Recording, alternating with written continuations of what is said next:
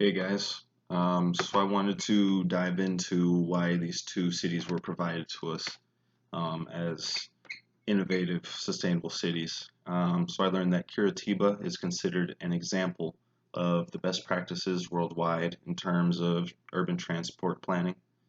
Specifically, they introduced a bus system that was needed in highly dense areas, as well as an express BRT bus lane that works like a light rail. In the beginning of the green culture, in the beginning of the green culture that started in the 70s, they had a mayor in Curitiba that was already an urban planner and an architect named Jaime Lerner.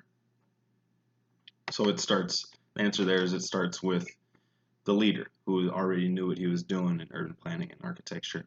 In Freiburg is the center of Germany's green movement, starting also in the 70s.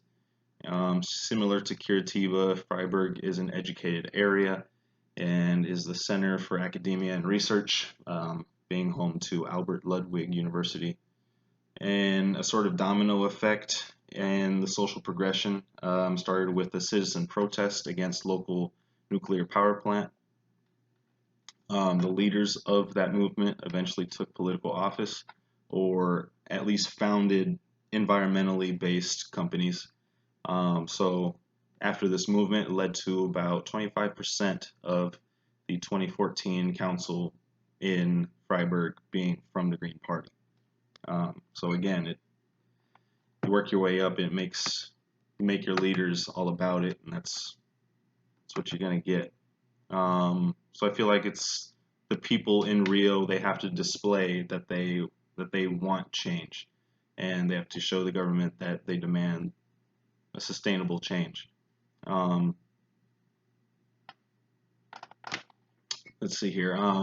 When I compared some of these changes to Freiburg and Curitiba, compared it to Rio, looking up what Rio's doing about it, according to BrazilianChamber.org in April 2022.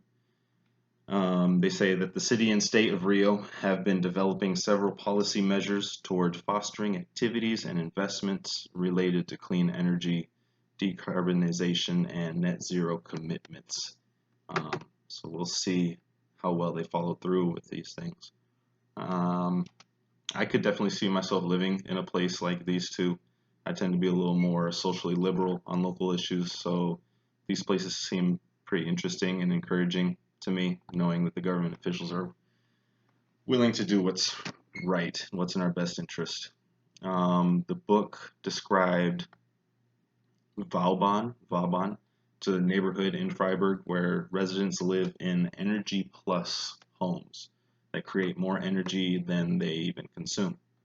Um, so these residents that live in these Energy Plus homes, they turn around and sell their excess energy back to the grid for several thousand euros per year.